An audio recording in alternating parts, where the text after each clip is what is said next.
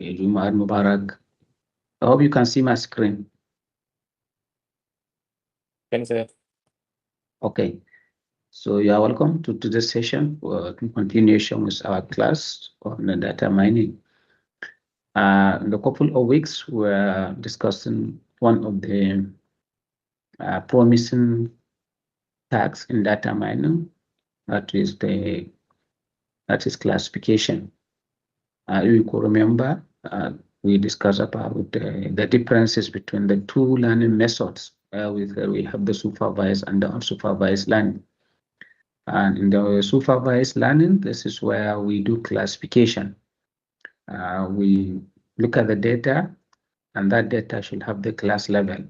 Train the model with the data. That is, the knowledge should have the knowledge about the classes. Then later uses that model to classify to see whether the model can predict the class. So that is classification. But today we are going into another task, which is clustering. In contrast to the classification, clustering falls into the unsupervised learning method.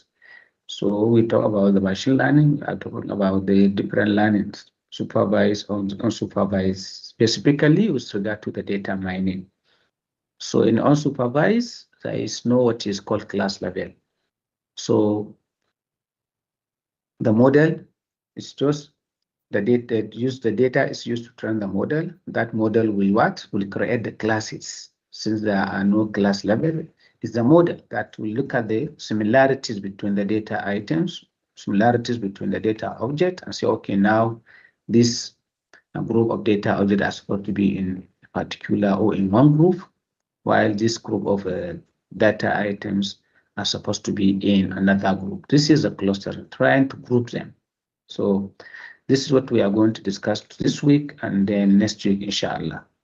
So the objective is to introduce the basic concept of clustering, which covers the part 1 of our lecture, and then also to discuss how to compute the dissimilarity between objects of different attribute types. So how this different attribute that is a nominal, numeric type, ordinal type, how the similarities are being computed, because to cluster the items, cluster the data, similarity and dissimilarities has to be computed. We are computing the similarity that we are trying to say, okay, now based on the dissimilarities of the data items, they are apart, then they can put into different clusters. And then to examine the several clustering techniques, like the partitioning method and the hierarchical methods are the major ones that we are going to discuss. And then even in the class, in the lab, we are going to use the different type of partitional and hierarchical method to see how we can do the clustering. Okay. So as an introduction, as we also said in the data mining, we are trying to do what is called predictive analytics, and then all describe the data. So descriptive analytics simply is something that's said to provide information about what happened. But in predictive analytics, actually, you could recall, we say it's what's used to identify the future probabilities and the trends. That is what is expected to happen based on the knowledge that the model has. So these different types of analytics actually we can use clustering to do them. So what do you mean by what is a cluster analysis? Because cluster analysis can help us do the predictive analytics and then also to describe the data. So if you look at this diagram, you see that we have 3 different clusters here. So these different clusters are representing what? Different data items based on their relationship or based on the related data items. This is what we call similar. Similar items are grouped into one cluster, and then the similar items are also grouped into another cluster. So based on the similarity, they are now become what? In a particular cluster. These similarities are calculated based on different similarity distance functions. Okay, there are different methods of calculating the distance functions. So what is the distance between item A in the cluster and the item B in this cluster? Or what is the difference between item A in this cluster and item B in different cluster? So this is how the similarities are being calculated. This diagram actually explains three different clusters. This is why in algorithm like k-means, we say, okay, if k equals to 3, we are referring to three group or three clusters. So binding groups of objects so that the objects group will be similar, or in other words, we say related to one another and different from what? Or related ones, which are dissimilar in the data or in objects in the group. So if you look at this diagram, the first group here, we have about 7 data items that are grouped together to form what? One cluster.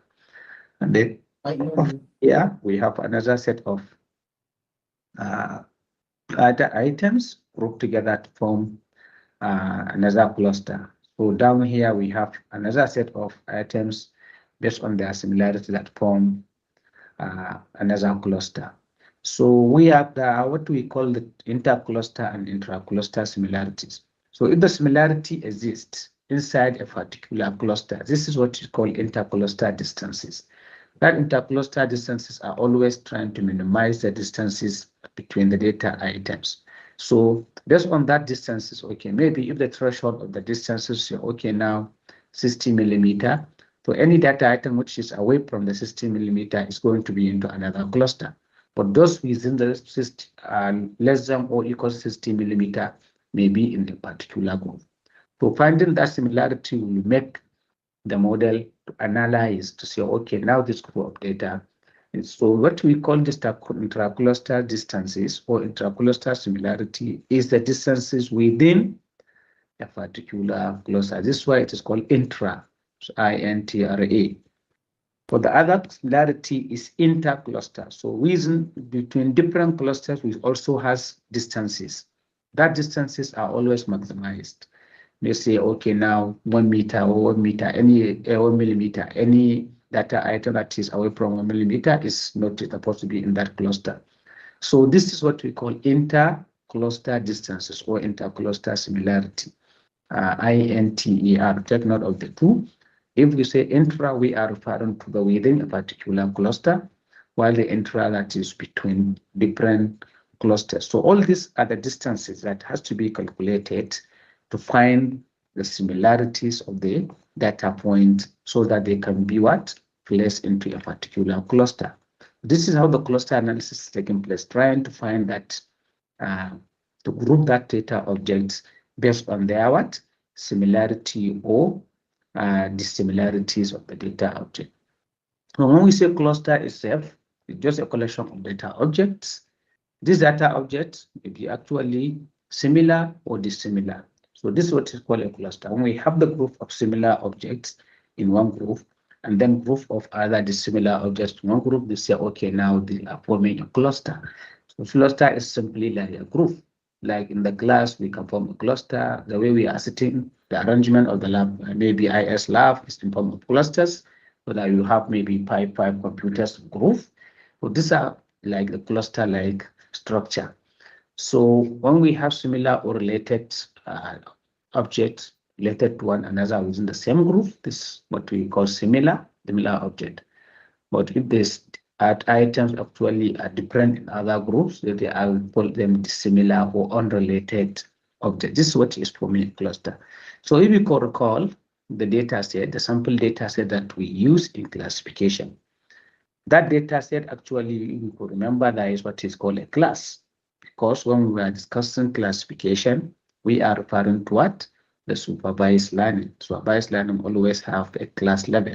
This is why in my project, we ask you, okay, now you have to define, you have to identify what is the class level of your data set. Or in the case of clustering, there is no class level. You can see it clearly written here. So this particular column is no longer there. So the model will just use the information and try to group the items based on the similarities or distances that they have in their data point. So cluster analysis is one of unsupervised learning methods, as I said earlier, which do not have any predefined classes or any previous group information. So without the class level, that means the model may not know what is the class in instance or object number one, what is the class of object number two. But the model is trying to what? Cluster analysis is trying to assign those classes. This is why it's called cluster, trying to group them based on what? The similarities or dissimilarities of the data object. So the class is unknown in this case. This is why it's called a predefined class. There is no definition of class, unlike in the case of a classification. So you look at this example, you just give us more information about what cluster analysis means. These objects actually have different shapes, so they are grouped into what? Different classes. So you can see this one is a cycle. Cycle is closer to oval, so this is why they are placed in the same group, even though they're not the cycle, but looking at the shape, now the model can group it into this. And then the squares here, you see them, rectangle and square, because they have common shape. So now they are grouped into the same class. So also the star and then the heart are also placed in there. So looking at this, the diagram, so the model will just look at the shapes. So okay, now if you are doing the image classification or image clustering, so just look at the image and then group them according to their what? According to their shapes. So this is a cluster. Always model trying to look at the distances based on the distance function, based on the distance here. Oh, this oval is actually away from the distance of the distance is too far from what? From the shape of a rectangle. So rectangle is more closer to square. So let's put it in the same class. Or maybe oval is more closer to the cycle because of their shapes. Then they are put into the same class. So cluster algorithms actually are robust algorithm for finding similarities, trying to find the similarities between the data objects. And then the data set may consist of different types of attributes, yes, nominal, numeric, and also some certain vectors. So we are going to discuss how these different attributes actually, the similarity of these different attributes can be calculated and then place them into a particular cluster. So each of the attributes has different similarity distance function. There are many distance functions being used, like the Manhattan distance function, then Euclidean distance function. All these are the functions that can determine how the similarities can be calculated and then analyzed. So you look at this shape down here, 1, 2, 1, Z continuously. So 2 and Z actually have maybe similar shapes. So now they can place into, if you want to cluster them, you say, okay, 2 and Z may be closer based on their shapes. So that is how the clustering actually analysis is taking place. So where do we apply the applicate the cluster? Because we can see that in the classification, when we are discussing classification, there are so many areas where we can apply classification. Now you are into your project, you are still thinking, searching for, you have searched for the data set, you have seen where this data set has been used to classify the data. So also the cluster. So there are typical applications as like the data visualization. If you remember, when we visualize the data, I show you when you have the cluster. That cluster will help us to visualize the data. Visualization in Weka, you can see that we can even identify errors based on the visualization. You can see the data item group according to their according to the attribute values, the class attribute values. So that visualization is one of the areas or one of the applications of clustering. So clustering can help us to visualize our data, group the data based on data type, then we get insight into the data distribution, how this data has been distributed, and then what is considered an error which is not there. So clustering can help us to do that. And then as a pre-processing step for other algorithms, for example, you want to do classification, you can use clustering as your pre-processing step. Pre-processing step, the sense that we use it to visualize the data.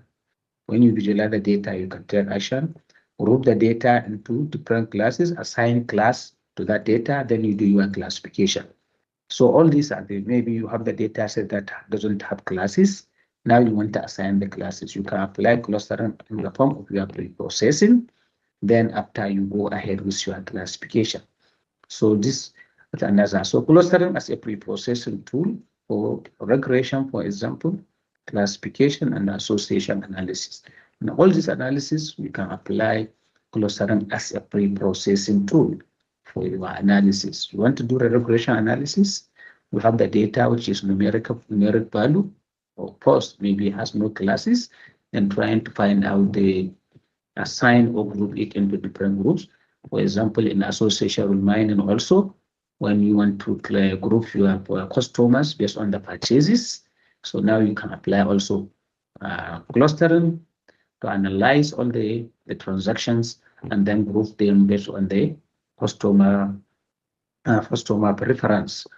And also classification, you can use clustering as a pre-processing tool to assign some classes for you to do the or to group some data objects, and then give you maybe, for example, now you want to reduce the data. So reducing the data, as we can see in the case of hierarchy, we use a hierarchy to split the data. That split will help us to, okay, now we want to write a range between so range, so range. So instead for us to do use all the data, we can group the data, then we can use it.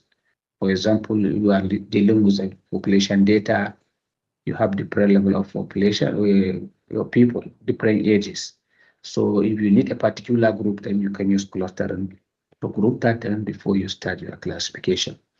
So to reduce, you can use it to reduce the size. Yes, it is already there. Size of the large data sets, compress images through vector quantization. So all these are the ways that you can use clustering as a pre-processing tool to reduce the dimensionality of your data, to reduce the data size, then you go ahead with your analysis. So it's used. So actually, when we say clustering, what is not a cluster analysis? Because sometimes we can have some misconceptions on certain things. So we need to understand what clustering is doing, and then what is not considered as cluster analysis. So one of the things is that supervised classification. When we have the classification, we cannot say classification is a clustering because it is already have a defined class definition. So if there is a class level information, then it is no longer a cluster.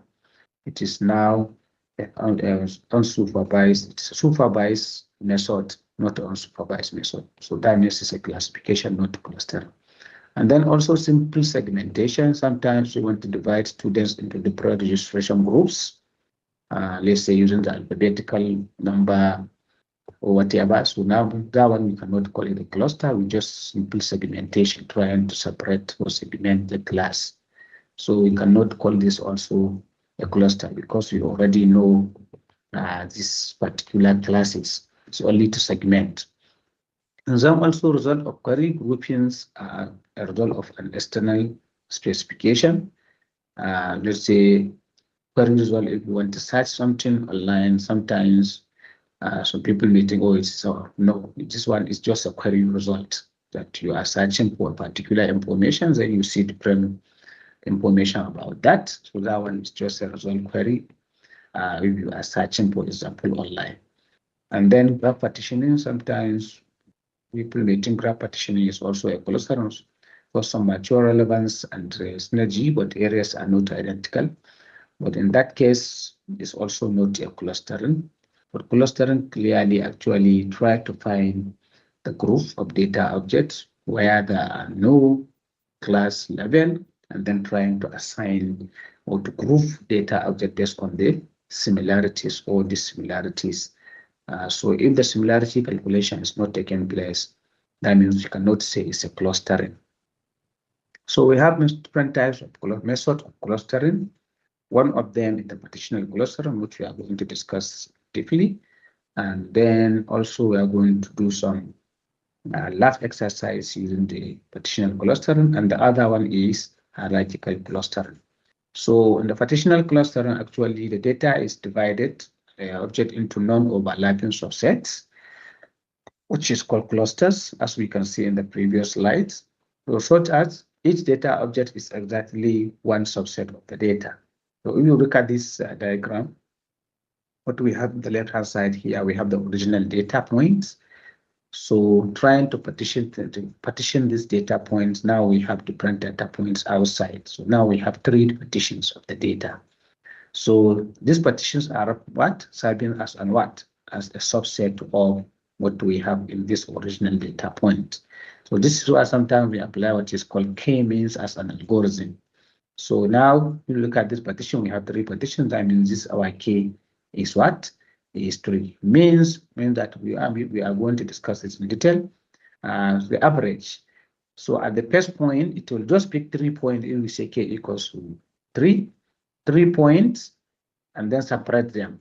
So any point that is closer to point A, actually, because when it's separated 3 points, it gives them the range. Okay, maybe the first point, any data that is what? 0 millimeter to 0.3 millimeter, one group. 0.3 millimeter, maybe to 0.6 millimeter, one group.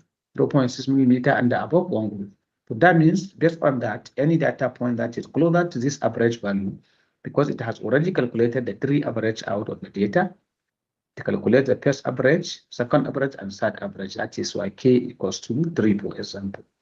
So now, since it has these 3 average, any data point that is closer to that average value, then it will be placed into that particular group. So this is what is called partition, trying to partition the data based on what? The number of mean value. And then another method is hierarchical. Hierarchical, as we can remember how we plot the hierarchy like a tree-like structure. So it's a set of nested clusters organized as what? As hierarchical tree. So hierarchy always trying to what? To give us nested hierarchy. That is, which one is under which one. For example, here you can see the traditional hierarchical clustering here, and then you can even see the dendrogram of this hierarchy. So you look at this P1, all the other clusters are inside the P1.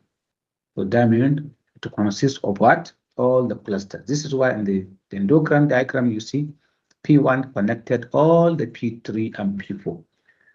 So this is the hierarchy, trying to create a hierarchy from the top down. So also P2 and P3 as a subset are inside P4. So that means you can see that P3 and P4 what are connected to P4. So all of them connected to P1. So as you are coming down, you are coming to the lower hierarchy. Going up, you are going to the so now you look at this, you say, okay, P1 encompasses all the data points 2, 3, and 4. While the P4 maybe is the P2 and P2, 3 and P2 are the only lowest clusters here. If you want to cut the lower cluster, you can cut them here and say, okay, now you have only P1 and P2. So in this case, if you are interested in the analysis, for example, if you are using this method as your pre-processing tool, your interest is about only the data point that are using the P1, P2, and P3, then you can extract this data set as part of the reduction method and then use them as you are in your analysis, and then you have already reduced the dimensionality or the size of your data. So this is how it is. And then another example is here, which is not traditional. You can see P1, P2, we have clusters inside. So you can see the 3 methods. The first method is what? One inside the another. But the second method, they are all of them into a particular hierarchy, but in separate point, not connect, it's not a nested as it is. But the bigger hierarchy encompasses all of them, but they are represented as separate. This is why you see them here, P1 and P2 separate, P3 and P4 separate, but connected by what? By the bigger hierarchy on top here. So this is the hierarchical method. We call it agglomerative method. We will see in the course of the lecture how these methods are being splitting the data and then assign them into the different clusters. So they have different linkages, one single linkage and complete linkage, which we are going to use during our lab exercise also. So this agglomerative is using different linkages in linking the data points. P1, P2, which method do they use? Single linkage or complete linkage? We are going to see in the next slides. So this is a method, these are the methods, 2 main methods, and these are the methods that we are going to use. Almost most of the algorithm or all the algorithms fall under this two methods, either the partitional or the hierarchical, because the essence, the objective is to what? Is to partition the data, to group the data, either by partitioning it or by forming or creating a hierarchy, which is a tree-like structure. So any question on the introductory part?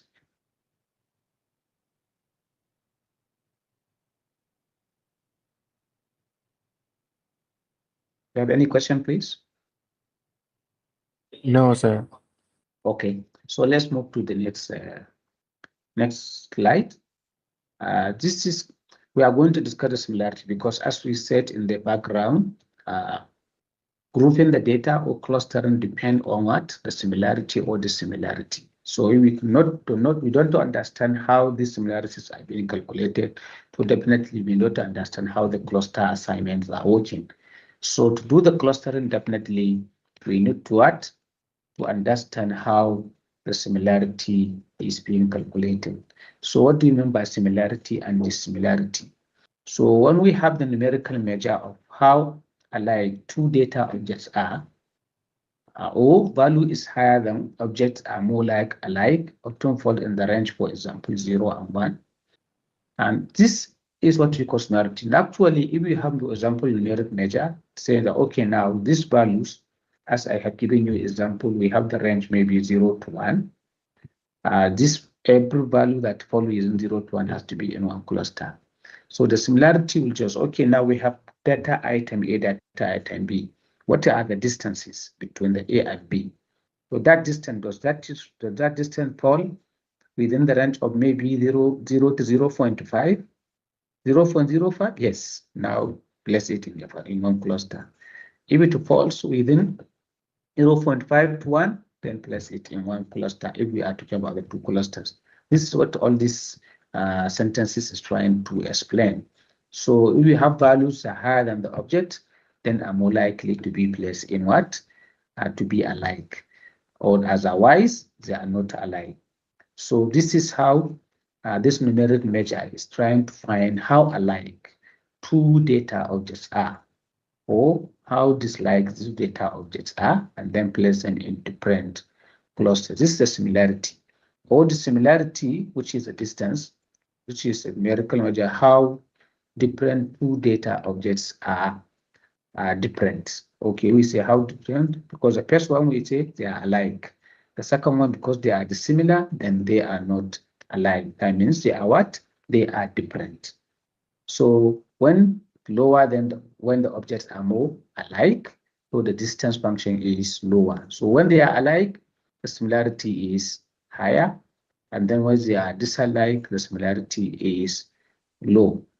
So this is what is called minimum dissimilarity is often sometimes 0, which is the last value. So which is also referring to upper limit variation of the data. Upper limit varies. So the similarity is simply when we have similar objects are the objects that are alike, while objects that are disalike are or different, then they are what is called dissimilarity. So these are the two things that has to be calculated, especially the dissimilarity, because when the dissimilarity is calculated, where we have the lower dissimilarity, that is what the minimum values that you have, then they are into a cluster. Then when you have higher dissimilarity, then they are what into another cluster. So proximity referred to as similarity or dissimilarity used to create a cluster. So we will see how these are working. So when we say similarity or dissimilarity, is expressed in terms of what? Distance function. This is what we have been saying. This distance function typically determines the similarity or dissimilarity. Typical metrics used in the distance function is what? Distance of ij. We say d of I, j. If we look at the item I and item j, what are the distances? As I have been giving you the example. So you have two different data object I and j. What are the distances between what? This. So this function trying to what? Establish that distances. Then the definition of distance function are usually rather different variables. Sometimes the case of numeric variables, Boolean variables, categorical, ordinal ratio, because as we have discussed in the introductory part, we have different data types. So actually, based on the data type, then the choice or the application of a particular distance function arises. We will see in the course of the lecture how different distance functions are used to what? To calculate the dissimilarity between the data objects. And then how do we determine the quality of clustering? It is hard to determine actually to say this is the best quality or they are similar enough what is and this, but or they are good enough for cluster. The answer is typically highly subjective. It depends on the problem. If the problem actually based on the problem, then you can determine which what is the quality of the clustering in terms of this. This is why sometimes clustering is usually used in many cases for pre-processing because we need to determine quality, but to give you the solution. Well, that is it. So the similarity, numeric measure of how alike two data objects are. As we said earlier, values are what? When the objects are more alike, which is between 0 and 1, which is so 0, which is very minimum. That means the data points are not alike. So the similarity calculation actually is dealing with what is called a data matrix. So this is something that you need to understand in calculating the dissimilarity. For example, suppose that we have n objects such as patterns, items, or courses described by what? Attributes. Also called what? Measurement of features such as age, height, weight, or gender. This is just an example. So now the objects are, for example, let's say, okay, x1, we have x11, x1, 112, x1 up to x1 phi based on what? The data objects, that is the instances of the data. And then for x2, we have x21, 22, up to what? 2 phi, depending on the number of the values.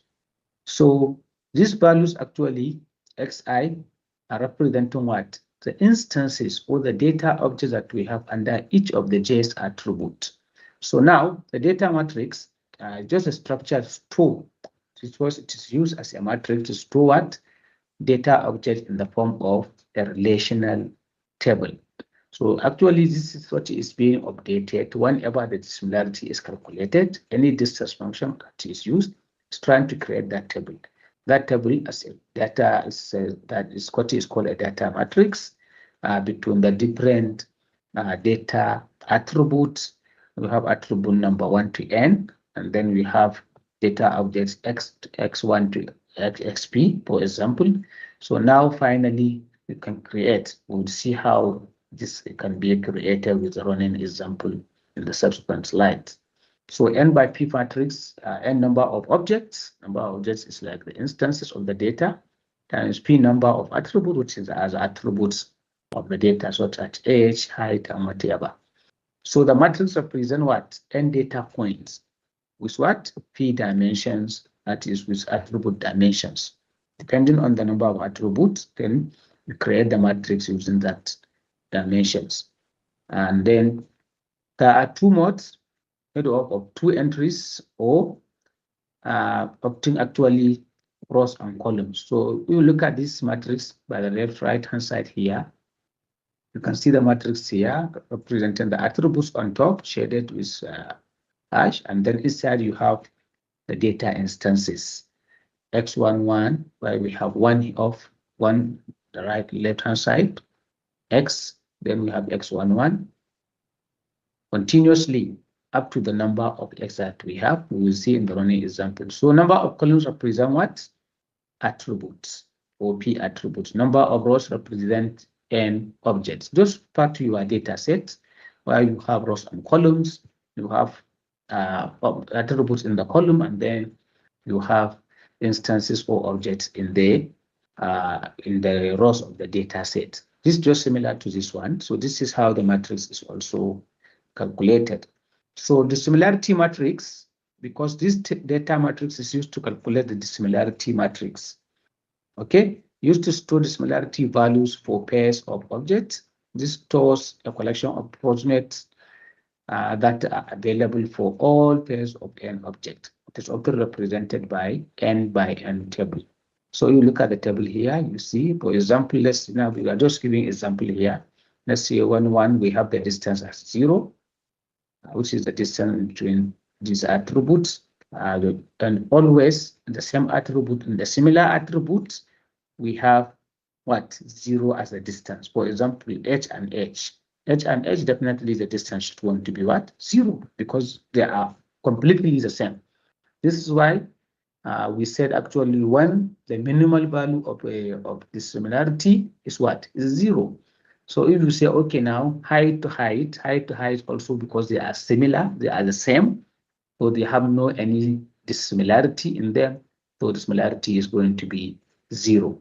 So this is why you see that 1, let's say now assume this one is h attribute, and 1 here is also h attribute, so we are going to have 0 as what? As a dissimilarity. So this is what is called triangular matrix, and then single mode contains one kind of entry. So these values are representing the similarity value, where you have d of 2, 1 here, you have 2 here, we have 1 there, so the distance is here. Since we don't have any value that we can calculate, then we will see the calculation.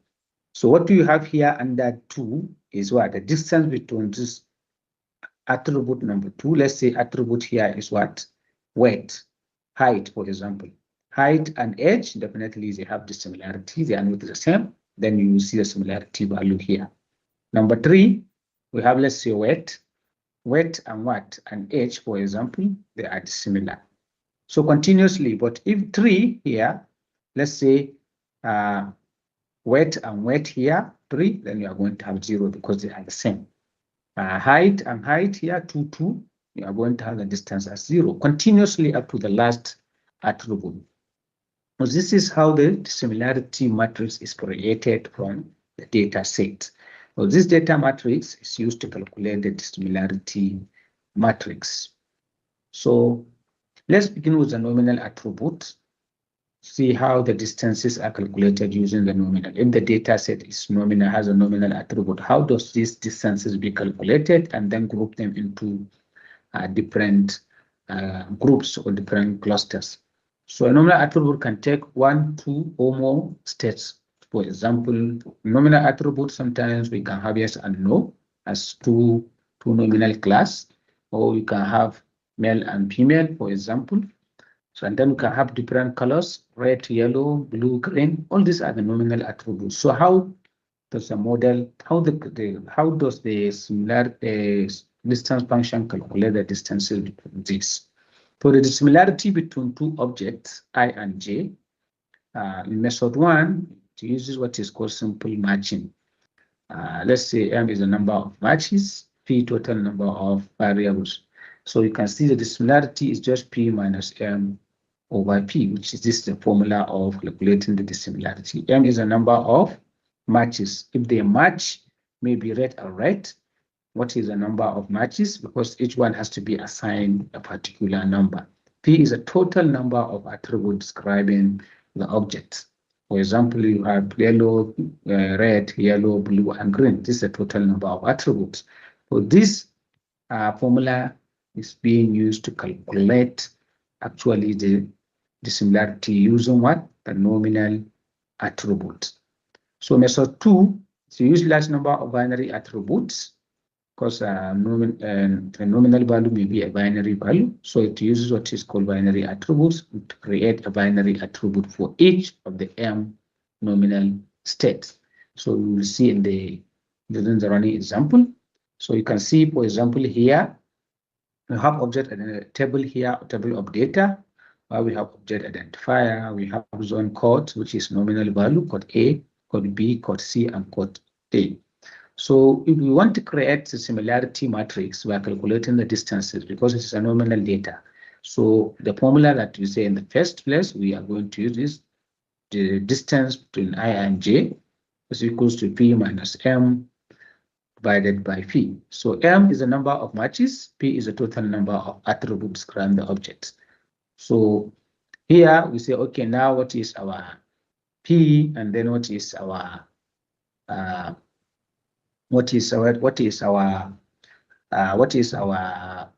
M, for example, and then what is our P, what is our M. So M is equal to 0 because zone code for object 1 and object 2 is different. You see, because there is no match, this is why the code is 0. If there is match, the code is what? 1. Okay, so P is equal to 1 because only zone code is the attribute. So the total number of attributes is equals to 1 because only one attribute that we have here. If we have additional attribute, okay, now maybe street number, then it's another attribute. But here, our P is 1 because the zone code is the only attribute in the data set because the first object is the object identifier. So when we say M is 0, because we say zone code for object 1 and object 2 is different. So now we are talking about object 1 and 2, the two instances. There are the similarities between the two instances. Yes, because code A and code B are not the same. Therefore, the match is what? Is 0. So substituting in the formula, we have 1. Then you just take that 1 and then substitute it in the matrix of your data. So this is how the matrix is what is being calculated. So maybe subsequent slide we will see with the full numbers so that we can understand it fully. So can you see the matrices here? So the dissimilarity matrix for what? 1, 1, because we have what 1, 2, 3, 4 instances. So the 4 instances, all the attributes is what? Zone code, zone code, zone code. Because 1. So zone code to zone code 1, zone code A and code B, then it's 0 because it's what? It is the same. Then code 1 to what? 1 to 2, for example, here, let's say we are comparing to what? A to A. So because they are the same, the similarity is going to be 0. Distance from 2, 1, okay, then that is what? A to B, then it's going to be 1 because it is what? It is different. Okay? So this is how the matrix is going to be calculated throughout the data using the data attributes. Then you can have what is called the dissimilarity matrix. And then this matrix can be used to what? So if this is more than one attribute, yes, good example. The previous one, we have only one attribute, which is zone code. So now we have additional attribute tax code, code P, code P, code R, code Q. So for the zone code, this is the matrix that we have already seen. So for this one, M is the number of matches and P is the total number of attributes. In this case, what is our total number of attributes? 2. So the number of matches is going to be what? 0 and 1, but our number of matches is going to be what? 2 because we have 2 attributes. This is why we say total number of attributes. So you see P now is equal to 2 for attributes on code and tax code. These are the 2 attributes. So the similarity is here. Then finally, to calculate multiply the similarities of different values individually, and then find the zone and tax code, the similarity by multiplying the matrix. So now you can see the matrix for zone and what? Zone code and tax code. So initially, it has to be calculated for each of the codes, which we have done in the previous slide. But this one is for the tax code, actually using what? The attribute number of what? Attributes as 2, then substituted in the formula. Maybe when you sit down at your leisure time, you can do the substitutions. So the distance calculated based on what? 2 attributes, as we said, because we have 2 attributes now. So based on these 2 attributes, individual distances are calculated and they're multiplied and then get the final attributes. Actually, you should know how to do the calculation of matrix calculation, because matrix multiplication. As a computer student, you will know how to do the matrix calculations. So this is how the nominal attributes actually, nominal values can be, the distances can be calculated so that we find the So you can see the calculation is there. Maybe you can follow it at your leisure time. It's already there with you. How do you get the distances? That multiplication, P of 2, 1 is equals to 2 minus 1 over 2 because we have 2. This is why all the denominator is 2. You get the point? Because what? We have two attributes, one code and tax code. So this is why the denominator is what? So the distance between 2, 1 here, this distance, 2, 1, is going to be what? 2 minus 1 divided by 2. Get the point? The distance between 3, 1, you see, is 2 minus 0 divided by what? 2. Because all these are substituting from what? Using the formula. So finally, you can have all the values and then substitute them inside your matrix value. This is why you have 0, 0 0.5, 0, because these are the similar matches. However, you have 0 is a similar matches where you have A and A. For example, you go P and P. So finally, you have your matrix here. So you can use your time, maybe follow the lecture, do some exercises on your paper and see how these matrices can be calculated. That is for nominal values. What for the attribute, binary attribute, where we have only two classes, maybe let's say 0 and 1. So for the binary, is what is called a contingency table for binary data. In this case, a contingency table that is going to be created so that the distances can be calculated. So in the contingency table, Q is a number of attributes that equal to 1 for both objects I and J. We take note of this. And then R is a number of attributes that equal 1 for both I, but that are 0 for object J. And then S is a number of attributes that equals 0 for object I, but equal to 1 for object J. And then T is a number of attributes that is equal to 0 for both objects, I and J. So the total number of attributes is what? Phi, where P is equals to what? Q plus R plus S plus T. And then Q, R, S, and T are already defined on top here. Take note of the definition, where we say Q is equal to the number of attributes that is equals to 1 in both data objects. So the number of attributes is 1.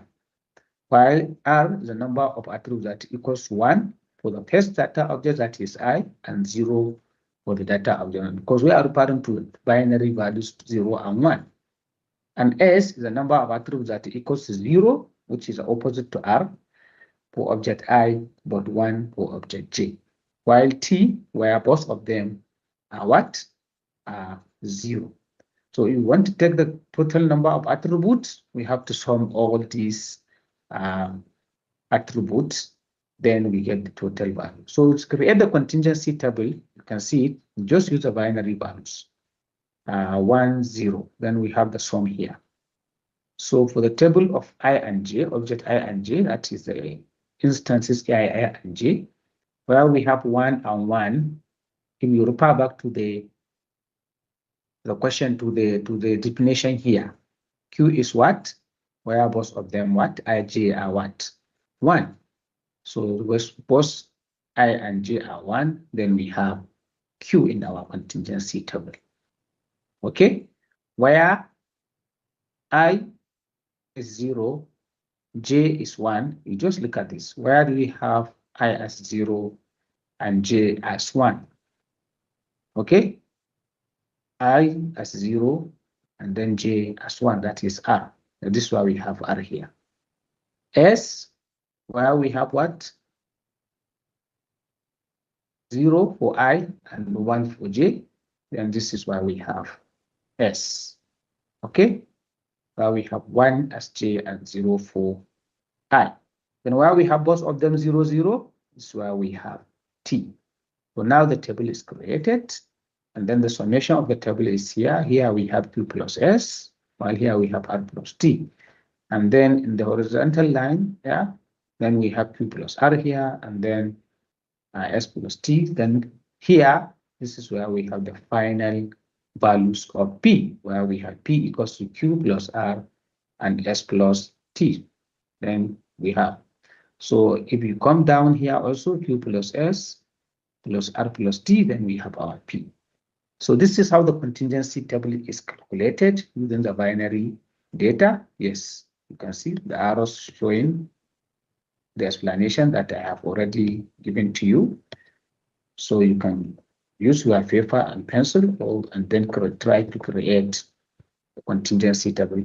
So using the binary, the nominal data, which is not binary, then we use a previous one, create the data matrix first, then calculate the distances. Within the binary, has to create the contingency table. Okay, so the distance measure for symmetric binary variables if the outcome of each state is equally valuable. I think you can remember when we are discussing the binary attributes. In the binary, we have symmetric and asymmetric, where we have equal outcome. This is where we have the symmetric, like the gender, male and female. They have equal value in the output. But where we have asymmetric, you can remember this, for example, where we have the lab test. We are always concerned about the positive. So that is where one actually is important than the other. So this is why we have symmetric and asymmetric. You could recall the previous lecture. So for the symmetric, where actually the outcome are equal, so T is unimportant here because actually the outcome of T both are 0. So the distances is that is calculated using R plus S over the total of attributes, that is P, Q plus R plus S plus T. For example, asymmetric is the gender, as I said earlier, where we have male and female. So if the distances are going to be calculated for the gender attributes, so this is a formula that is going to be used. That is R plus S over P. P is representing Q plus R plus S plus T. So the distance measure of symmetric binary variable can be calculated using this. If the outcome for asymmetric, if the outcomes actually one of the states are not equal to one another, so the formula is here. So you can see T is not there because actually in this asymmetric, T actually is not important because both of them are 0. So we are not concerned about the T. So this is why the formula remove T from the denominator. You see R plus S divided by Q plus R plus S. Then it will give you the distance between these attributes. So take note of this. If you are dealing with the symmetric attribute, this is the formula, while the asymmetric attribute, this is the formula. So example of asymmetric, as I have given you example, is a medical test where positive is more important than the negative, right? And then there is also Jaccard coefficient. It's also used to calculate the similarity, which is similarity measure for asymmetric binary variables also. I'll say similarity of I and J is equal to Q over QRS, which is equal to 1 minus the similarity that we have calculated here. So we want to calculate the coefficient in the similarity, then we can use the value of that similarity. So here 1 minus that value can give us the similarity coefficient, or directly use the values Q over Q plus R plus S, then you can get the Jaccard using the Jaccard similarity. So these are some of the similarity functions that are in existence. In some of the algorithms, we also see some of these calculations, especially if we are referring to the numbers. So now, let's use the example and see if we can create a contingency table using the data set here. So let's say we have the data set here, which is a hospital data. We have the gender, which is also binary, male and female. Okay, and then we have the test here. The test for the PIBA, the test for the test for the 1, test 2, test 3, test 4 continuously. So then gender in this case is what? It's symmetric, because gender, we have equal importance in that, in all the classes. So while the others are the test, lab test, which is asymmetric. So the remaining attributes are what? Asymmetric binary. So let the values Y and P be set to 1, and the value of N be set to 0. So we are trying to create a contingency table where we have to transform this data into binary because the data is binary. So wherever we have male, we say 1. Wherever we have female, let's say we say 0, for example. So now, in this case, because we are referring to only test, we want to calculate the similarity for what? For the asymmetry. So we are only concerned about what? The test data, because gender is what? Is symmetric. So we are not calculating the distances for gender, so we exclude the gender from the what? From the table. So for the asymmetric, because all the remaining attributes are the tests where we have asymmetric values. So now we say, okay, now where we have yes, we say, okay, 1. Okay, the p-bar is yes, that is positive, 1. Another y, 1. So for Jack, for both 3 of them, Jack has p-bar, Mary has p-bar, and Jim also has p-bar, says yes. For Cove, maybe Jack is no, which is represented as 0.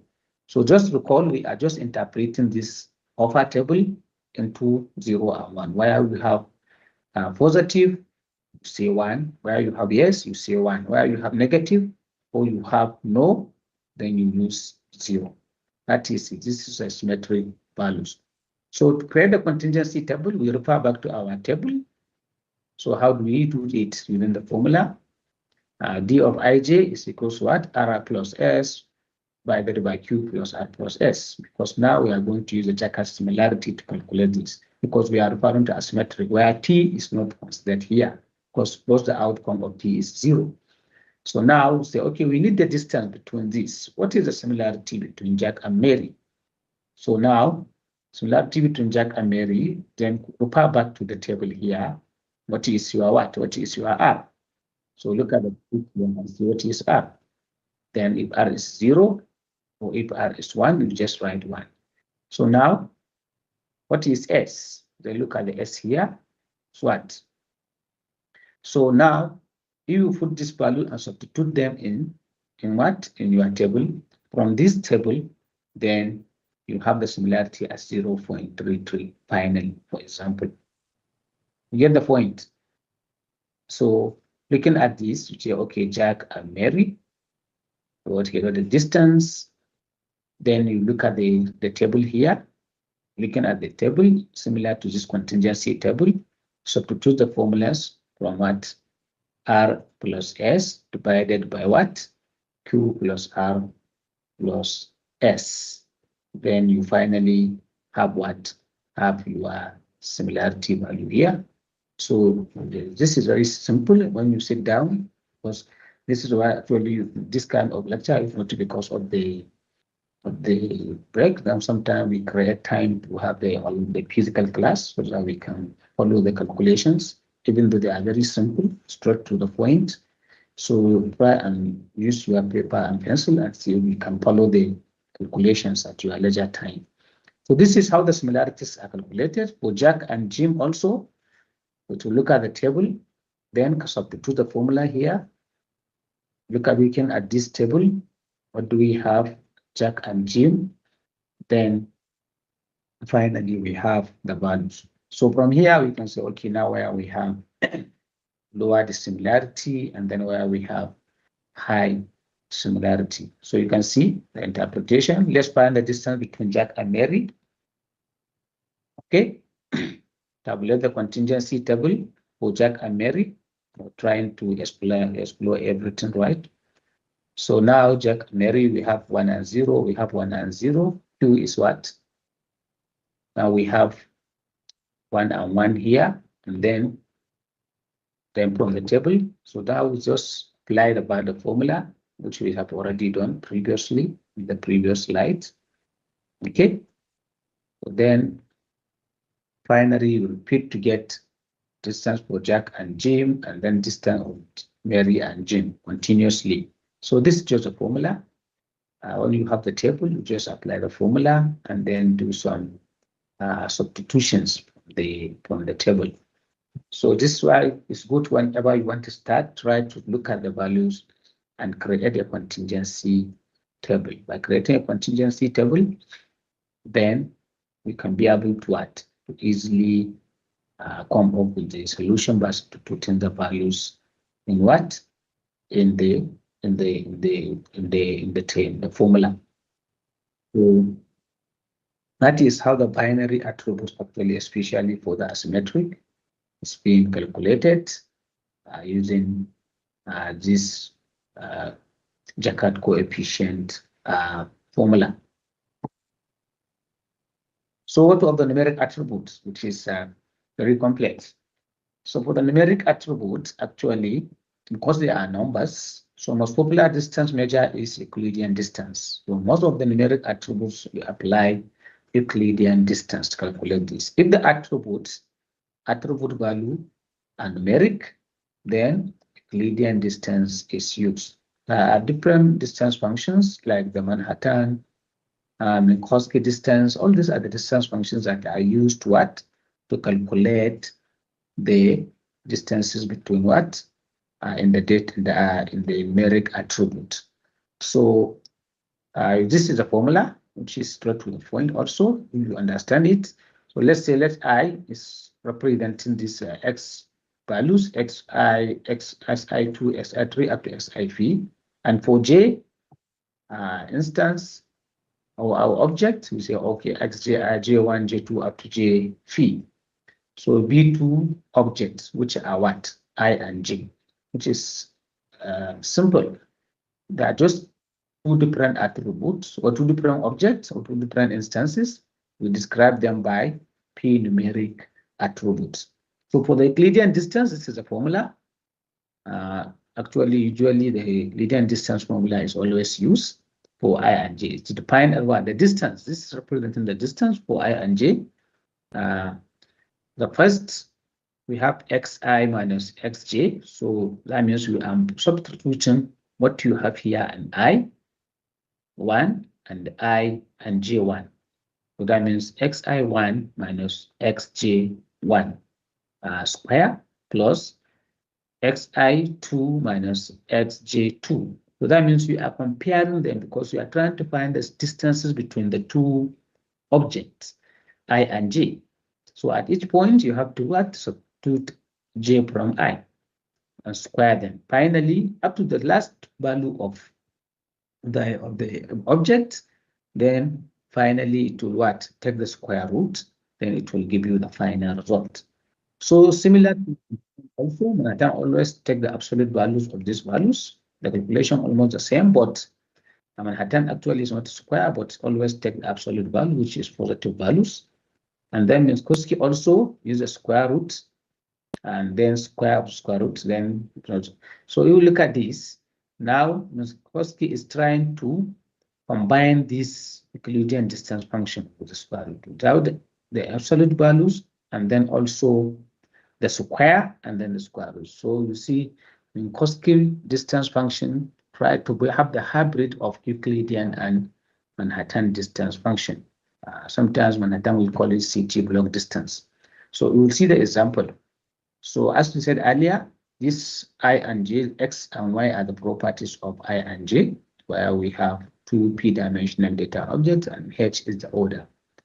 And then if this is another important thing in calculating the distances. If the distance from ij greater than 0, and then if I, that is where we have I not equal to j, okay, and the distance also of I and I is equal to 0 because I and I have the same, that is in the matrix, we are going to have the same value.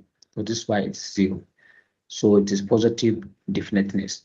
And then where we have d of ij is equal to d of ji, this is where we have the symmetric. And then where we have d of ij less than or equals to d of ik plus d of kj, we have the triangle inequality. So we'll see how this can be calculated. So for example, here we have our numeric data. Let's say we visualize the data. We see the data information, we see the data information like this, trying to calculate distances between this. Here, we have plotted is to be okay. Now you have the distance 0 to 4. You have x1, x2, x3, and x4. So we have 4 data points. So in this case, we have two attributes, but 4 data points. Attribute 1 and attribute 2. Attribute 1 is what we have here as x-axis and y-axis. Trying to find distances between these two attributes as a numeric attribute. So now, x1, attribute 1, what do we have as x1? And attribute 1 or x1 lies under what? 1, because this is 0, 1, 2, 3, 4, all these lines. So the first line is 1. So x1 is on what? And attribute 1 is on 1. So this is why it is 1 here. But in attribute 2, which in y-axis, what lies on 2. So this is why it is 2 here in the table. So trying to create the data matrix. x2 in what? Attribute 1, where do we have x2? Can see it here, under 3. While in what? Attribute 2, we have it under what? 5, because 4 and 5 is here. This is x2. So now we have 5 here. Then for x3, where is the data point number 3? So for x1, it is on 2, while for x3, it is what? Lies on 0. So you can see 2 and 0 here. While for x4, why is x4? It is here. For attribute 1, we have 4 here. While for attribute number 2, which is on y-axis, we have 5 also. So the data matrix is created from the data point. So now, how do we calculate the similarity matrix with Euclidean distance? So this matrix is calculated using the Euclidean distance formula. So how? We have x1, x2. Distance of x1 and x2 is equals to x1 minus x2 squared. Which one is x1 now? x1 minus x2, 1 and 3. Okay, square plus 2 minus 5. X plus, we are referring to x1 and x2. 2 minus 5 square. Then we are going to have what? 3.61. Then we can also find for x3 and x1 and x4 and x2. All the values are there. It's just substitute. So when we get this, we say, okay, now where do we have x1 and x2 here in the table? Because we are creating a matrix s1, x2, x3, s4, x1, x2, x3, s4, where we have x1 and x2. This is a place. Now we have 3.61 there. So we have filled up our table. Get the point? So now you can also go ahead and say, okay, now what do we have in the remaining values? Then you can calculate that one at your leisure time. Just follow the formula, substitute the values, and then replace them in the similarity matrix using Euclidean distance. So now that is for numeric data. So for ordinal, because the data may be ordinal, how do we calculate the similarity? Because this is to show you whatever data object is, then you can apply the method of clustering and group it. So an ordinal variable can be what? Either discrete or continuous, because ordinal data may be number, maybe what? Maybe because sometimes it's in the grading, for example, in the order, we may have something as continuous value or discrete value, like grading system where you have A plus, A minus, B plus, B continuously. So this is the ordinal value. So because it is only when you have some range of values, then you have A plus. So you have some range of value, you have A minus. You have some range of values, you have B continuously. So suppose that F is an attribute from a set of ordinal attributes describing an object. The similarity computation with respect to F involve the following steps. 1, the value of F for the i's object is what? XIF, and has M of F ordered state because it's ordinal data representing the ranking of 1 to M. Replaces this by their rank because sometimes the order is ranking because they okay, A by A plus, A minus, or A plus A minus, B plus B minus continuous as a ranking. Based on the point that you get, then you have the point A, you have the point B continuously. So this RIF belong to what? The ranking 1 to MF. So since each ordinal attribute can have a different number of states, yes, they have different number of states because A plus, for example, had their own number of values that make it to be A plus, for example. It is often necessary to map the range of each attribute onto 0.021 so that the attribute has equal weight. So this is what we call normalization, you can remember. Now this is why actually pre-processing something like normalization is important, because the values may have different range. Now you have to apply normalization test to normalize the data into what? Equal weight. So we perform such data what? As normalization by replacing the rank RMF of the i's object in the F place. So now you see, you could remember the formula for this, for normalization. So it has to normalize the values first for it to what? To take the similarity. So normalization has to be applied using the formula, then compute the dissimilarity using method of interval scale numeric variables. Let's see the example here.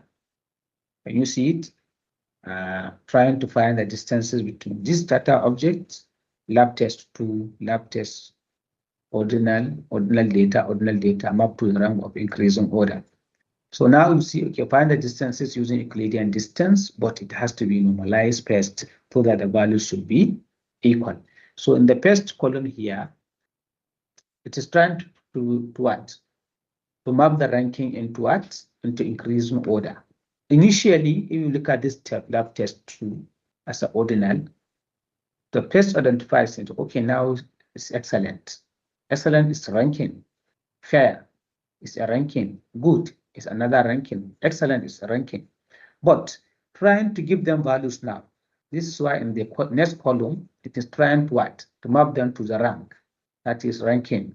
Excellent is ranking 3. Fair, good is ranking 2. Fair is ranking 1. So now wherever you have excellent, just put 3 to represent the excellent. Wherever you have good, put 2 to represent. Wherever there is 1, put 1 to represent fair. So now, this is the normalization, because now we have values, different values, 3, 1, and 2 in different range. So now we want to normalize them to be between 0 and 1, all of them. So you could remember how we apply normalization. So the method of using this formula is trying to what? To normalize. What do we have? Our RIF minus 1, 3 minus 1, because here is our RIF is 3 minus 1 divided by 3 minus 1, which is our M of X normalization. Then you have 1. Then here we have 1 minus 1, we have 3 minus 1, which is 3 is here is the highest value that we have in the ranking. Then we have 0. So based on the normalization, now you can see all the values are using what? 0 and 1. We have 1, we have 0, we have 0.5, and then we have 1. All of them is in the range of what? 0 and 1. So next is to what? To create the dissimilarity matrix using what?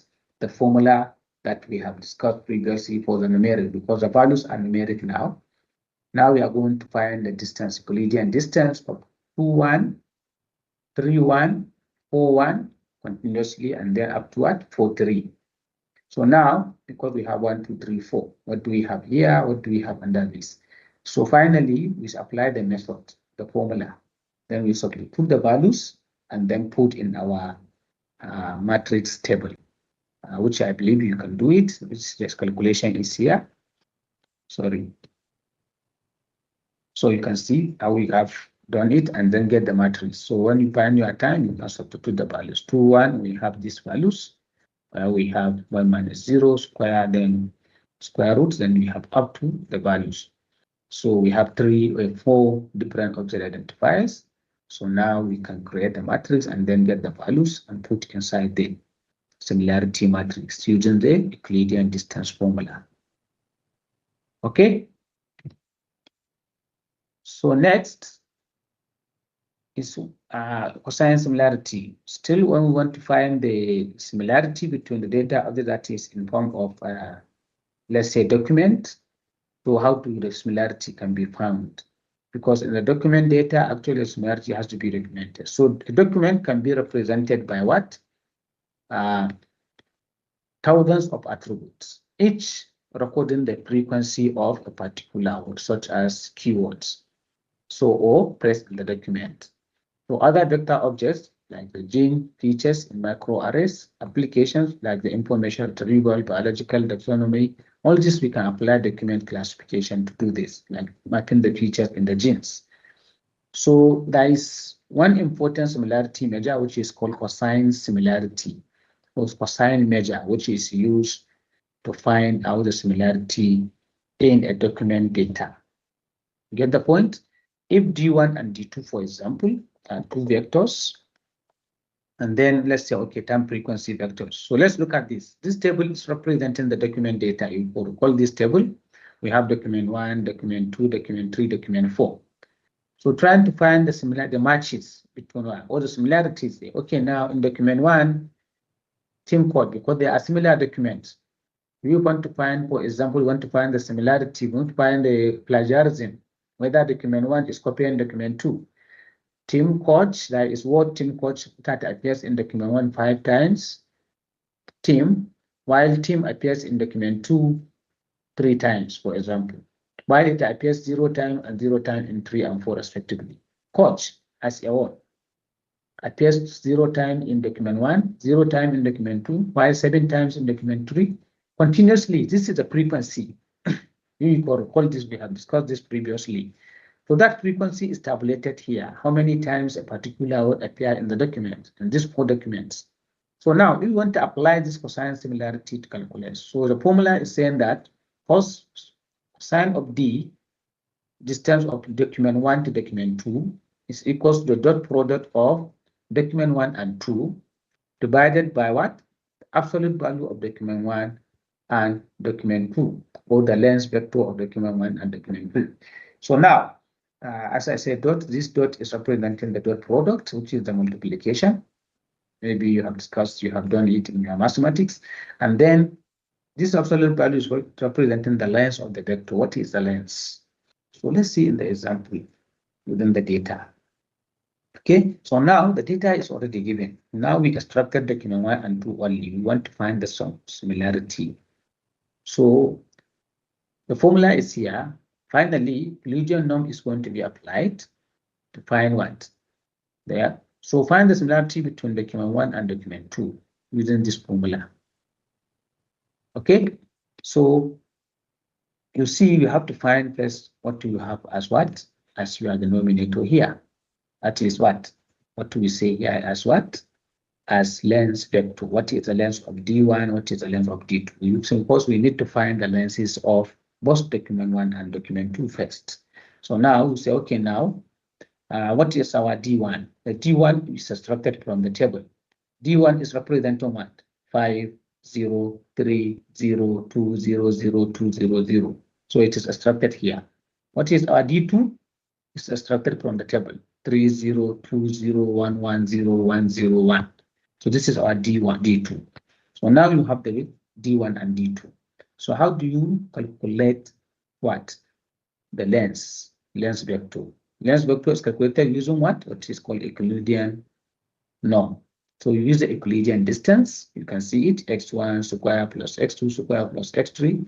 These are our x1, x2, x3 in the values. So for D1, the first x1 is 5 square, x2 is 2, is 0, 0 square, continuously up to the last value here. Then we have square root of 42 square. Then finally, last D2 is the values that we have in D2 here, 3, 0. So x1 here represents what? 3. So 3 square plus 0 square up to what? The last one where we have 17 square. Then you have the square root of 17 square. So now, finally, you have 6.4 as D, length of D, and then 4.12 as the length of D2. For the D1 is 4.481, for the D2 is 4.12. So substituting in the formula, we already have all our values. We already have what? All the values. So what is the dot product? The dot product is here. D1 times 1 is just to multiply. Okay, 5 times 3, 0 times 0, 3 times 2. This is the dot product. Dot product is you take document 1 and multiply with document 2, value of document 2, which is in the same line. So now we say, okay, now in document 1 we have 5 team, in document 2 we have 3 team. We have 0 coach, we have 0 coach. We have 3 hockey, 2 hockey. So now we multiply them. 5 times 3, 0 times 0, continuously now we have 25. Once you have this, just substitute in the formula. What is your dot product? 25. What is your denominator? You have 6.48 multiplied by 4.12. So finally, you have 0.94 as a distance in what? In the document data.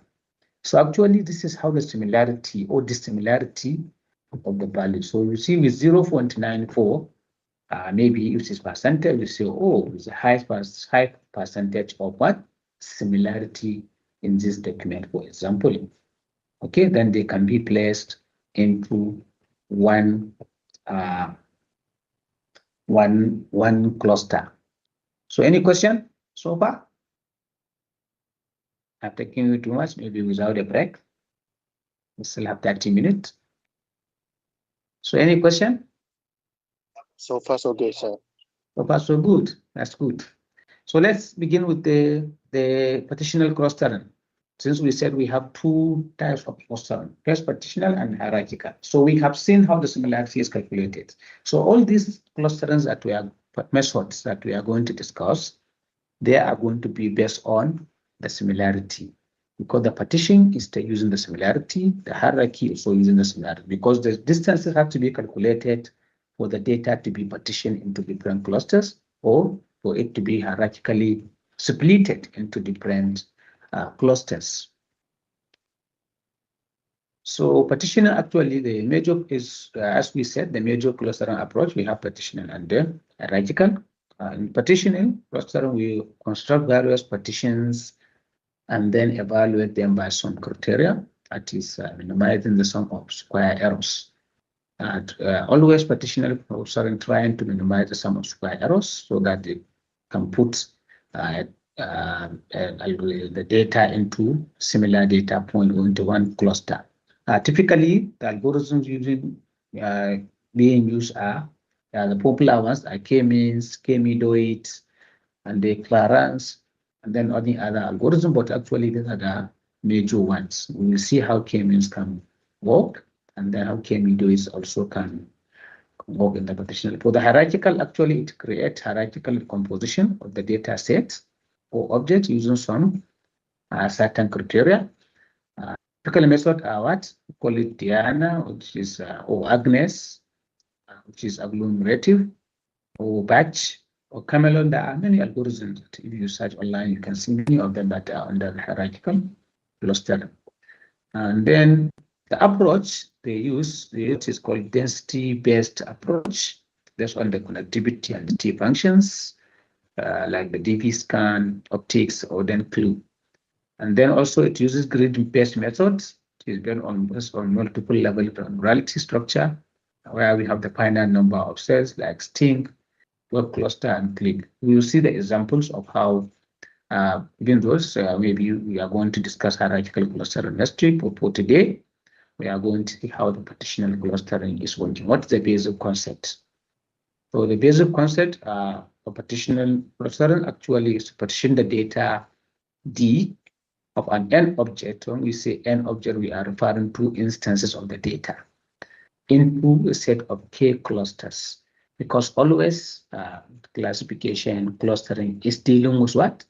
The instances of the data, trying to classify the instances in the classification. Now trying to group the instances in the clustering. So these are data objects actually a set of k clusters subject to minimum sum of square or square distance. So this is the formula.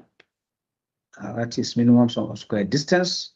The error is the summation of all the values that we have in what? In the cluster. So giving k, find a partition of k clusters that optimize the chosen partition criterion. That is what is called global optimal. And the heuristic methods like k-means and k-medoids are used. Well, k-means actually is developed around 1967 by McQueen. Each cluster actually is represented by the center of the clusters. For the k-means, as I said earlier, it's calculating the average. So if k is 2, then the algorithm will just look at the data set, create two different means. Then from there, each data point that is closer to that means will be in that cluster. Normally you have two clusters. If k is 3, then it will create 3 different average values or different mean values. For the k midoids, actually, it's called it partition around midoids. So each cluster is represented by one of the objects in the cluster. So partition around midoids, actually, one of the data objects is speaking as what? As a midpoint. This is why it is called what? PAM, partition around midpoint. So for the k midoids, it's just pick the value, any of the value. That value should be the midpoint, unlike the mean, because the mean is already calculated and then all data points are based on the mean average. But in the midoids, actually, each cluster is represented by one object or one of the objects in the cluster.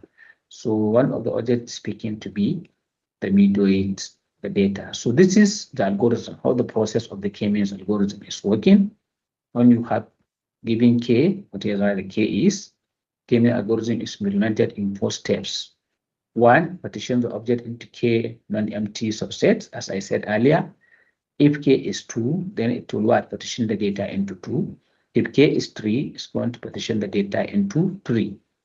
If k is 4, it will partition the data into 4. That is what is called partitioning the data object into k. So if you have 1,000 instances in the data, where k is 3, that instances are going to be grouped into 3 clusters. And then the second step is to compute the seed points at the centroid of the cluster of the current partitioning. The centroid is a center that is mean point of the cluster. This is what is called a centroid. That seed point is what is called a centroid of the cluster. That is central point. That central point, this is where all the other data points can go around. It is not similar to say, okay, now in the class, let's maybe 3 class reps stand off. All the class members will go closer to their class reps, just like that.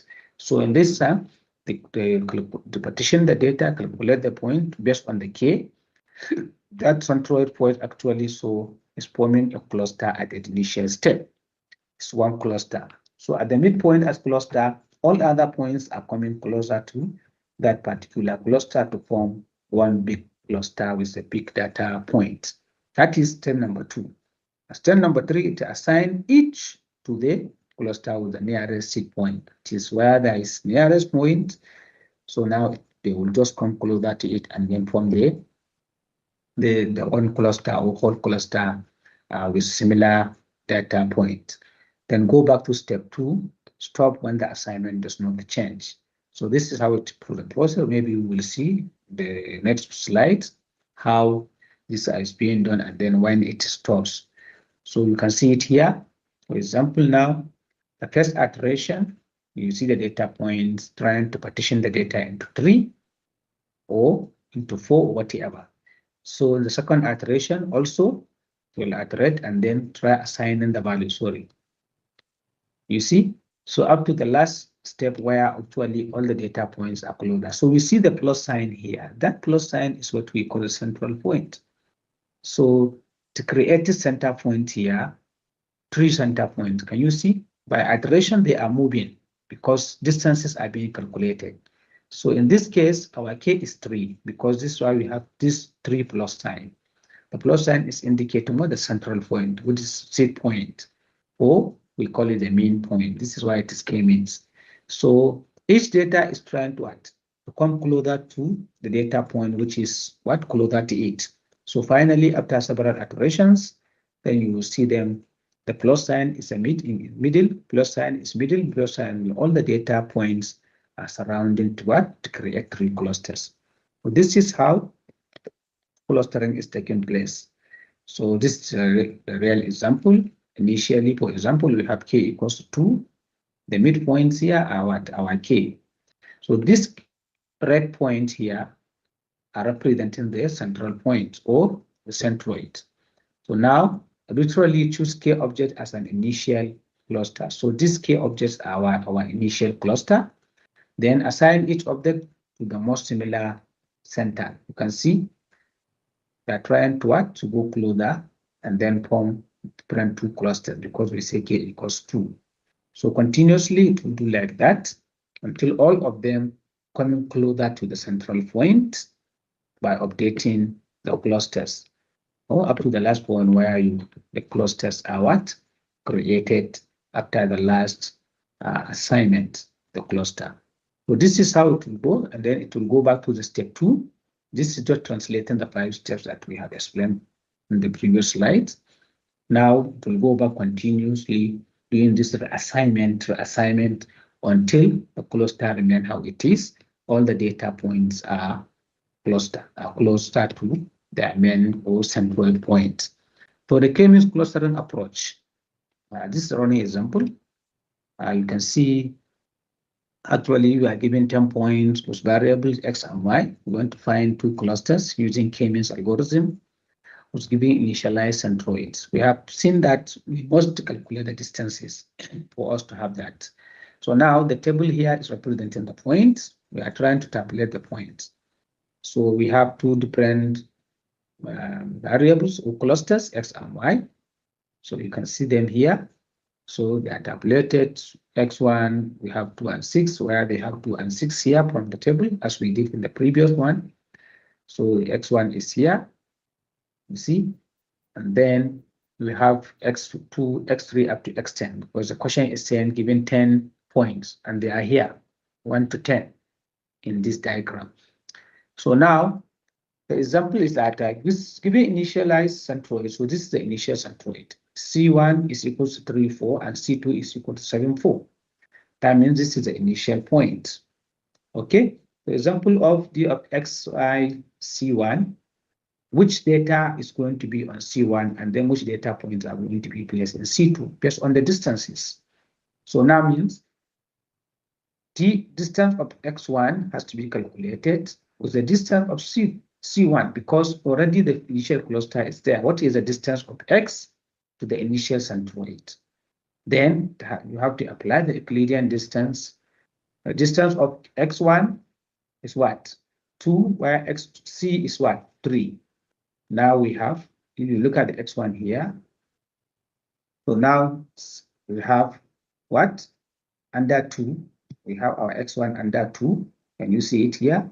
Then minus 3, which is here, the C1 square, plus 6 is what? Is the C2. We have the C2 here. Then what? Minus 4, which is here. Okay, so now you see them from here. X1, we have 2 and 6. And then C1, we have 3 and 4. So if we have 2 here, minus 3, and then 6, minus 4, and C2, then we have our value, because C1 has 3 and 4. And then for C2, we have 7 and 4. Then X1 for C2, then we have what? 2 minus 7, and then what? 6 minus 4, which is here. Then finally, we have 2.23, 5.32. So X1 is what? Nearer to centroid 1, which is what? And X1 is being assigned to cluster number 1. This is how it is making, because X1 is close to what? To the first centroid, which is 3. Then it is what? Going to be assigned to 3. You get the point? So this is how actually the values or the calculation is being done. So if it is close to the centroid, then it is going to be assigned to that particular cluster. So this was initially said you have to understand how the distances are being calculated. Then for the X2, you see, we substitute the values. X2, we have 3 minus 3 here in XC1. Then we have also 4 minus 4 there. Completely, we are going to have 0, because 3 minus 3, 4 minus 4, we have 0. So the X2 is nearer to the centroid 1, and X2 is being assigned cluster number 1, because it is close to centroid number 1, where we have what? 3 and 4. So this is how the cluster assignments are. You can see they are trying to assign the clusters here from the values. D of C1, 3, 4, C2, 7, 4. So whatever is closer to that, then it's just going to be assigned to clusters. You can see cluster assignment, cluster 1, cluster 2. So after all the calculations, you see on the all data points, now we see cluster 1, we have 1, 2, 3, and 4. 1, 2, 3, and 4. And then cluster 2, we have 5, 6, 7, 8, and 9 assigned to cluster 2. That means this data now already grouped into 2 different groups because we have already said C is equal to 2. So this is how it keeps on updating. The data centralized for the cluster, main cluster, continuously, actually until there is no cluster assignment. So the main cluster 1, X is equals to 2 plus 3 plus 4, because we have them here, 2 plus 3 plus 4, then plus 3 plus 3 plus 4, because then x1, 2 plus 3 plus 3 plus 4 from the table, then divided by 4, because we have 4 values, which is 3. Y is equals to 6 plus 7, y plus 4 plus 8 plus 7 continuously. Then you have for x and y, then you have the values. So this is how the mean of cluster 2 is going to be calculated also for both x and y. So you have all the values and then they are assigned into parts. So now the new centroid is calculated based on the new mean, new values. Then use Euclidean function also, as we did previously, assign in object to each object to the cluster, the nearest centroid, repeat the step, then stop when assignment does not change. So this is how the algorithm is working actually with that 5 basic steps, 2 days, and then calculate, and then finally do the assignment. So now, evaluation of cluster analysis, because if you could recall, when we discussed classification, we also discussed how to evaluate the classification. So also when we do clustering, as we said actually initially, finding the quality of clustering is very hard, but we need to evaluate to find out how this particular clusters can be evaluated and then get the better result. So this is why it's saying that there is not a truly optimal way to calculate actually the evaluate the cluster, but actually some heuristics are often used. So okay, now look at the sparseness of the clusters, how sparse the distances are. Choose a number of clusters so that adding another cluster will not give much better modeling of the data. And then if one graph, the percentage of variance explained by the clusters, there is a point at which the marginal gain will drop, indicating the number of clusters to be chosen. So as I said earlier, there is no specific optimal way of evaluating the cluster, but it is based on the number of clusters that are generated. Then we see, okay, now what are the data points that are in that particular cluster. So number of clusters are always represented as the square root of number of clusters divided by 2. So evaluating k-means clusters, we have given 2 clusters. We can choose the one with the smallest error. That is how we can evaluate it. Anyone with the smallest error, then we can say it's the best cluster. So one easy way to reduce sum of square distance is to increase k. So this is why sometimes if you are experimenting, maybe you start with k equals 2, then you can increase the number of k to 3 to 4. So the number of clusters are increasing. So definitely you are minimizing the errors. So when you have a minimal error, then this is where we can say we have the best evaluation of the cluster. So this is why we are saying that there is no true optimal way to say that this is how we can calculate or evaluate the cluster. But a good clustering with a smaller k can have a lower sum of squared error than a poor clustering with a higher k. So this is why you increase if the error is high, increase the cluster, then you minimize the error using that particular formula. So that whenever you are trying to have a good clustering, if you have a smaller k and then actually smaller sum of squared error, actually is a better one. But if the k is increasing, then you can also have the better one. So these are the way that you can be evaluated. And then there are variations of the k-means approaches, not the variants of the k-means, which differ in what? Selection of the initial k-means. This is one of the variations. Sometimes This can help in evaluating the model. What are the variation in the selection? So sometimes you see that in the form of research, different methods are being applied. So okay, now can we see how we can do the selection of the case? So maybe you can use that to improve the performance of the cluster model. Then also the dissimilarity calculation, because there are different methods of calculations. Maybe some will use Euclidean distance, some will use Manhattan distance, some will use Minkowski distance. So all these are the methods that can say, okay, now we find the best method of what? Calculating the dissimilarity. Or the strategies to calculate the cluster means also. So maybe you can improve a strategy where this cluster means can be what? Increase can be calculated, the initial centroid point, and then how this mean is generated. Also, we can apply a certain method to say, okay, now we can improve in that. All these are the ways that you can evaluate the performance of the clustering.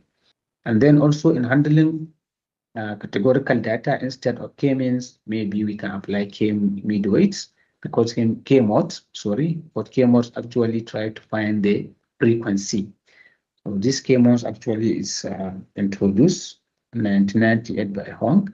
So it is replacing means of clusters, even though k-means can be used to also calculate the so now, if the k-mode actually is used, because it's always try to find the most frequent items or frequent data points, then using new dissimilarity measures to deal with the categorical objects is helping. So if the data is categorical, then maybe instead of the k-means, you can choose to apply k-modes so that this can minimize maybe the certain complexity in calculating the distances. Then it uses a frequency-based method to update the mode of the cluster instead of the means in calculating the cluster. So a mixture of categorical and numerical data. Also, you can apply k-prototype methods. So there are a lot of methods that can be employed to improve the performance of the clustering methods. So how do we overcome k-means limitations? Because we have already mentioned some limitations. The k-means has problem when clusters are different. Yes, when clusters are different, have different sizes, densities, non-globular shapes. So k-means may easily have some problems. So this is why the k-midweight is coming in. So the k-means algorithm is very sensitive to outlier. So this is another issue of the k-means algorithm. We know what outlier means. So if the outliers are too much because it is dealing with the numbers, then actually the performance of the k-means may be very low. So we need to find a way to handle that issue, actually, or issues we can say when we are dealing with clusters with different size, different densities, or different shapes, and then when the outlier is very high, that means then we need to find another method of solving that problem. So since an object with extremely large value may substantially distort the distribution of the data. If the outlier is too much, then it can distort the distribution of the data. So it means that is, instead of the k-means, k-midweight is applied. Okay, so instead of taking the mean value of the object in a cluster as a reference point, then midweight can be used, which is the most centrally located object in the data or in the cluster. So if you say, okay, k equals to 3, the data is just split into 3. So now the algorithm will just locate the most central point among this data object inside, then say, okay, this is our midpoint. So instead of calculating the average, because there are so many outlier is large. Now it is what? Just taking the central point as what is called midweight. That central location will help to what? Any data that is around them. So what is the point? What is that point? That point will be what? The midpoint to calculate the distances. So this will address the issue of outlier, especially when the outlier is large in the data set, or the problem that is dealing with the size of the clusters. So k-midweight is introduced simply to overcome the problem of the k-means. So midweights are similar in the concept of means or centroids, but midweights are always members of the data set. So that is a difference. K means actually that particular main point is a cluster on itself, but in the K midoid, that particular point is part of the data point, not a cluster. It's just inside the cluster, member of the cluster. So it is speaking because it is a central point of the cluster. Now it is keep on actually iterating up to the point where all the data points that are closer to that middle point are grouped into their clusters. This is a process, sorry. This is a process of this. See how the midoid is. Among the data points, just one data point is selected to be the midoid. If it is K is 2, then 2 data points are selected. Then finally, all the data points after so many iterations are what? So it's randomly selected, initial centroid, maybe 4, and then limit of random initialization, they may be upon multiple rounds, and then select the set of clusters with a minimum set of sum of square errors, and then select the first point at random or take the centroid of all points. Then for each successive initial centroid, select the point that is farthest from any of the initial centroids. That is, this is how the KMU to it actually is working. So this random selection initial centroid sometimes may be very poor. So this is why actually always try to minimize the sum of square errors. You see that sum of square errors is minimal. So this is another way of overcoming the K-means limitation. So besides using the K-midoids, then also random selection of the way that it's randomly selected initial choice may be also addressed by limit of random initialization sometimes. So here are some of the references, maybe in all the slides, you can see some references. So actually the time is going. So do you have any question? You have only 4 minutes if you have question to ask.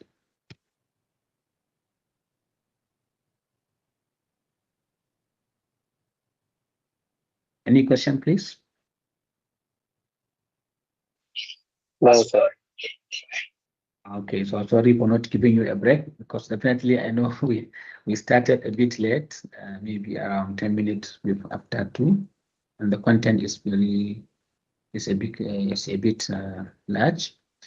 So you don't have any question, I think we can close here till we meet inshallah of a week after the break continuation. Then we finish the hierarchical clustering part.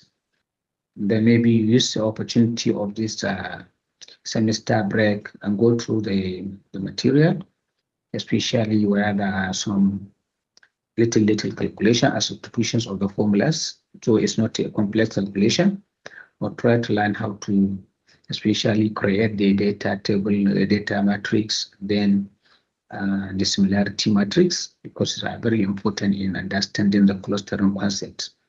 And then also some simple calculation using the partitional clustering. So if you don't have any question, I think we can close here. Call it a day. It's already 3 minutes to the closing time. So thank you. Terima kasih. Jumat Mubarak. Thank you, sir. Yes. Thank you, Dr. Thank you, Doctor. Thank you. Thank you, Dokter. Jumpa lagi. Thank you, Dokter. Assalamualaikum. Jumpa lagi. Waalaikumsalam.